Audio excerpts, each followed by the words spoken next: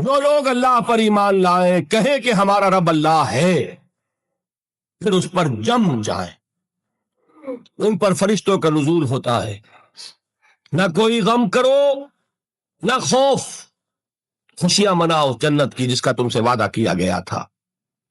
اللہ کی ربوبیت پر اطمینان جب انسان کو ہو جاتا ہے، میرا رب اللہ ہے، ربی اللہ، انسان کے لیے نہ کوئی کھٹکا، نہ کوئی خطرہ، نہ کوئی خوف، نہ کوئی حزن۔ جو کچھ ہو رہا ہے کس کے اذن سے ہو رہا ہے؟ اللہ کے اذن سے۔ اللہ کے اذن کے بغیر پتہ تک نہیں ہلتا۔ یہ کوئی اندھا بہرا مادہ نہیں ہے جس سے مجھے کوئی خوف ہو۔ اندھا بھینسا چلا آ رہا ہو اس سے تو ڈرنے کا ہر انسان کو ڈرنا چاہیے، نہ معلوم کس کو ٹکر مار دے، لیکن نہیں، اس کائنات کو چلانے والا ایک سمیع و بصیر خدا ہے۔ وہ جو میرا دوست ہے، میرا ولی ہے، اللہ ولی الذین آمنوا یخرجہم من الظلمات الی النور، اللہ اہل ایمان کا ولی ہے، ساتھی ہے، پشت پناہ ہے، مددگار ہے، حمایتی ہے۔ بتائیے جسے یقین ہو جائے کہ اللہ میرا مددگار، اللہ میرا محافظ، اللہ میرا پشت پناہ، اللہ میرا حمایتی، اس کے لیے کوئی خوف ہوگا؟ اس سے کوئی ڈر ہوگا؟ میں مثال دیا کرتا ہوں ایک بہت سادہ، پنجاب کے دیہات کی۔ وہ بڑا چودھری ہے اور کوئی غریب کسان ہے، اس غریب کسان کی کہ جانوروں کو ہر وقت اندیشہ ہوگا چوری کا، کوئی میری بھینس کھول کر نہ لے جائے، کوئی میرا بیل کھول کر نہ لے جائے۔ لیکن جس کے بارے میں یہ سب کو معلوم ہو کہ وہ جو بڑا چودھری ہے وہ اس کا دوست ہے، اس کی بچیا کو کوئی خوف ہوگا؟ اس کی بھینس پر کوئی ہاتھ ڈالے گا؟ اسے کوئی اندیشہ ہوگا؟ نہیں۔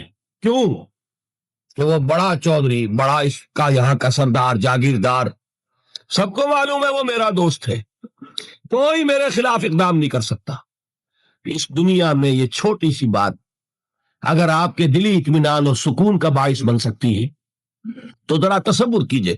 میں لفظ تصور استعمال کروں گا صرف اس لیے کہ اس کا ہم جس کو کہتے ہیں ادراک اور شعور کر نہیں سکتے، اگر کے ساتھ کر سکتے۔ اگر یقین ہو کہ اللہ میرا مددگار اور یقین ہو کہ اللہ ہر آن میرے ساتھ ہے، پھر کوئی خوف، کس کا خوف؟ کوئی شے اللہ سے بالا تر ہے؟ کوئی قوت اس سے زیادہ طاقتور ہے؟ کوئی اس کے ارادے کو بدلنے والا ہے؟ کوئی اس کی مشیت کے آڑے آنے والا ہے؟ یہی بات ہے جو حضور نے فرمائی، یہ ایمان کا حاصل ہے لب لباب۔ تو دیکھو اچھی طرح اس بات کو ذہن نشین کر لو، اگر تمام انسان مل کر تمہیں کوئی نقصان پہنچانا چاہے نہیں پہنچا سکتے، مگر جو کچھ اللہ نے لکھ دیا ہو، اور تمام انسان مل کر تمہیں کوئی نفع پہنچانا چاہے نہیں پہنچا سکتے، مگر وہ شے جو اللہ نے طے کر دی۔ آپ پھر میں کہوں گا ذرا طاری کیجئے، اسے فرض کیجئے، اسے سوچئے، اگر اس حدیث پر ہمارا دل ٹھکا ہوا ہو تو کسی سے ڈر ہوگا؟ یہ مجھے نقصان نہ پہنچا دے، یہ میری رپورٹ خراب نہ کر دے، یہ میری انکریمنٹ نہ رکوا دے، یہ میرا یہ نہ بگاڑ دے، یہ میرے یہ نقصان نہ پہنچا دے۔ اس کا ڈر، اس کا ڈر، اس کا خوف، اس کی خوشامد، اس کے لیے جا کر طرح طرح سے اپنی عزت نفس کو ذلیل کروانا اس کے سامنے، یہ سب کچھ کیوں کرتا ہے انسان؟ جب سمجھتا ہے کہ اس کے ہاتھ میں میرا کوئی نفع ہے، اس کے ہاتھ میں میرے لیے کوئی ضرر ہے، یہ مجھے کوئی گزن پہنچا سکتا ہے، یہ مجھے کوئی نقصان پہنچا سکتا ہے، یہ میرا کوئی کام بنا سکتا ہے، یہ میری کوئی ضرورت پوری کر سکتا ہے، اسی کا نام شرک ہے۔ جہاں آپ نے یہ سمجھا کہ غیر اللہ کے اندر کوئی طاقت موجود ہے، وہی شرک ہے۔ بتوں سے تجھ کو امید ہے، خدا سے نومیدی، مجھے بتا تو صحیح اور کافری کیا ہے؟ شرک تو یہ ہے، جس پر بھی تمہیں یہ خیال ہے کلمہ ہے، یہ کلمہ سوم، لا حول ولا قوت الا باللہ، ذرا اس پر دل کو کبھی اگر آپ تصور کریں، پھر فرض کریں، دل ٹھک جائے اس پر، کوئی طاقت نہیں۔ یہی بات تھی جو شیخ عبد القادر جیلانی رحمت اللہ علیہ نے اپنی وصیت میں اپنے بچے سے کہی.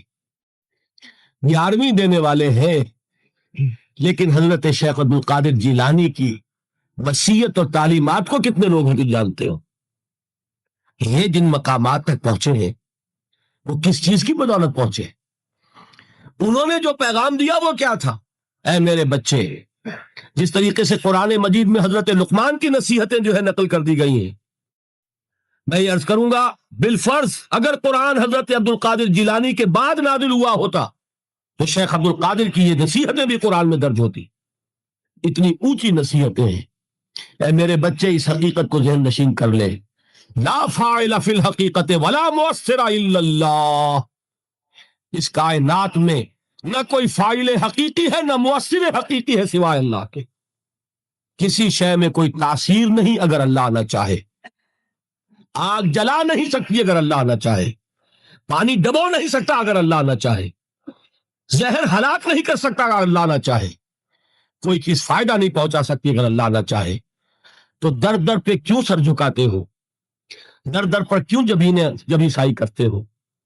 سب کے سامنے کیوں ہاتھ پھیلاتے ہو؟ ایک اللہ سے مانگو. ایک اللہ کے سامنے زمین پر اپنی جبین رکھو. لا فاعل فی الحقیقت ولا مؤثر الا اللہ. نظر آتا ہے ہمیں کہ پانی پیاس بجھا دیتا ہے. پیاس بجھانے کی صلاحیت پانی میں نہیں ہے، اللہ کے اذن سے. کھانا بھوک مٹا دیتا ہے، بھوک مٹانے کی صلاحیت کھانے میں نہیں ہے، اذن رب میں. دیکھیے یہی یقین تھا. حضرت موسیٰ علیہ السلام کا واقعہ یاد کیجئے.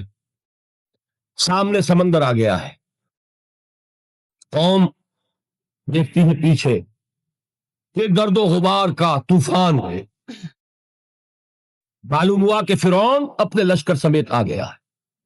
لشکر جب چلتا تھا تیز رفتاری کے ساتھ تو گرد و غبار کا جو طوفان اٹھتا تھا اس کا تصور کیجیے. اور لمحہ بلمحہ وہ قریب آ رہا ہے. پوری قوم نے کیا کہا؟ اے موسیٰ انا لمدرکون، اے موسیٰ ہم کو پکڑے گئے. قرآن مجید نے تو یہاں وہ باتیں نہیں لکھی ہیں، لیکن تورات میں یہ درج ہے کہ بنی اسرائیل جھگڑنے لگے، دست و گریبان ہو گئے موسیٰ کے ساتھ. موسیٰ میں یہاں مروایا لا کر، اس سے تو ہم وہیں بہتر تھے. وہاں کھانے کو ملتا تھا، زندگی تو تھی، بیگار ہم کر رہے تھے، موت تو نہیں تھی. اب جو کچھ ہوگا اس کا تصور کرو، جس طریقے سے ہمارے ٹکڑے اڑائے جائیں گے. تو لڑ رہے ہیں حضرت موسیٰ علیہ السلام سے. یہ تورات کی تفصیل ہے. قرآن میں صرف اتنا آیا ہے، پریشان ہو کر انہوں نے کہا انا لمدرکون، موسیٰ ہم تو پکڑے گئے. اس وقت موسیٰ کا جواب کیا ہے؟ کلا ان معی ربی سیہدین. نہیں، میرے ساتھ میرا رب ہے، وہ راستہ دے گا. بتائیے کہاں راستہ نظر آ رہا؟ یہ ہے ایمان بالغیب.